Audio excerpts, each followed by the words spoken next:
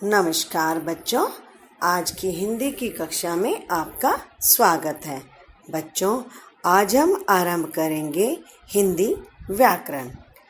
हिंदी व्याकरण का पाठ 1 भाषा और व्याकरण यानी कि लैंग्वेज एंड ग्रामर।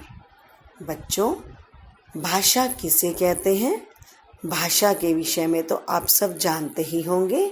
भाषा वह साधन है जिसके द्वारा मनुष्य अपने विचार बोलकर या लिखकर दूसरों तक पहुंचाता है और दूसरों के विचार सुनकर अथवा पढ़कर समझता है। आइए देखें इन चित्रों के माध्यम से। पहले चित्र में समाचार पढ़कर सुनाए जा रहे हैं। बोलकर अध्यापिका अपने विचार बता रही है। इसी प्रकार यह व्यक्ति पत्र लिखकर अपनी बात दूसरों तक पहुंचा रहा है और ईमेल पढ़कर बच्चा दूसरों के विचार जान रहा है। तो बच्चों, इस प्रकार हम अपनी भाषा का प्रयोग करते हैं। बच्चों, मनुष्य ही नहीं, पशु पक्षी भी अपने मन के भावों को प्रकट करते हैं, लेकिन उनकी भाषा हमारी भाषा से अलग है। वे विभिन्न आवाज़ों और संकेतों से अपनी भावनाएं प्रकट करते हैं। केवल मनुष्य ही ऐसा प्राणी है जो भाषा के माध्यम से अपने मन के भावों का आदान प्रदान करता है। अर्थात मनुष्य को ही यह भाषा का सही ज्ञान है जिसके माध्यम से वह इसका आदान प्रदान करता है, यानी कि अपनी बात दूसरों को समझाता है और दूसरों की बात को समझता है। आइए अब पढ़ते हैं भाषा के रूप।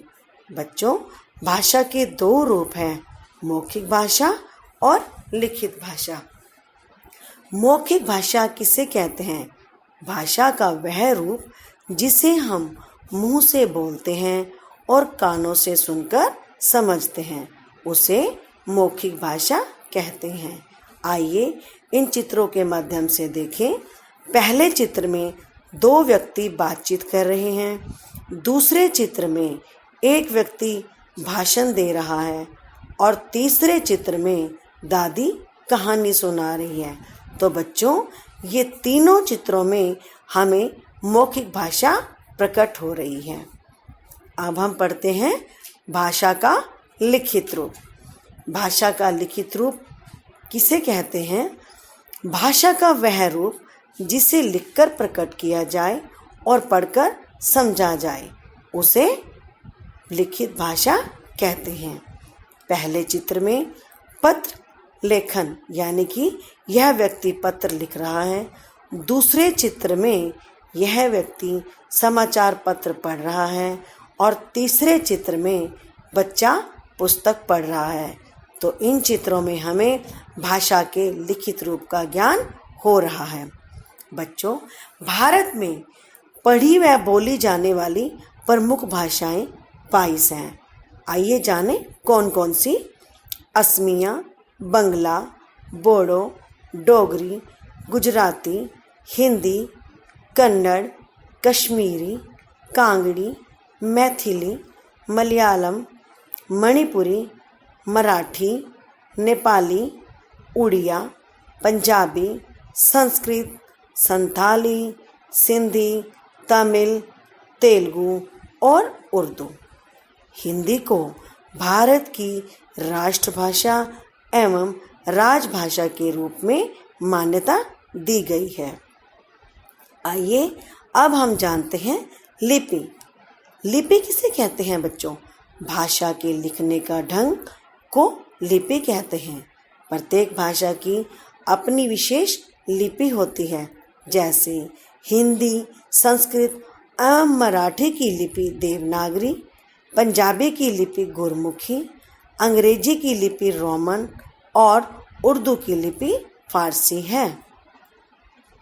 अब हम पढ़ते हैं व्याकरण। व्याकरण किसे कहते हैं? बच्चों, व्याकरण वह शास्त्र है जो हमें भाषा को शुद्ध रूप में लिखना, पढ़ना और बोलना सिखाता है। भाषा के ज्ञान के बिना हम वाक्यों को सही रूप में नहीं बोल सकते। आइए जानें कि व्याकरण का ज्ञान क्यों आवश्यक है। देखिए उदाहरण, सुधा खाना खाता है। बच्चों, इसमें सुधा स्त्रीलिंग है, खाता है एक क्रिया है, लेकिन सुधा स्त्रीलिंग है तो खाता है क्रिया का अशुद्ध रूप है। इसका सही रूप बनेगा सुधा खाना खाती है। तो बच्चों, किसी भाषा को शुद्ध बोलने, पढ़ने तथा लिखने के नियमों का ज्ञान हमें व्याकरण द्वारा होता है। तो बच्चों आज आपने पढ़ा भाषा विचारों के आदान प्रदान का साधन है। भाषा के दो रूप हैं, मौखिक और लिखित। भारत के संविधान में 22 भाषाएं स्वीकृत हैं। भाषा को लिखने का ढंग लिपि कहलाता है। व्याकरण भाषा के शुद्ध रूप का प्रयोग करना सिखाता है। हिंदी हमारी राष्ट्रभाषा एवं राजभाषा है। बच्चों, इन पंक्तियों के माध्यम से हमने पाठ का पुनः अभ्यास किया। अब मैं आपके पास इस पाठ की PDF फाइल भेज रही हूँ। आप उस PDF फाइल में से पाठ को ध्यान से पढ़िए और समझिए। धन्यवाद।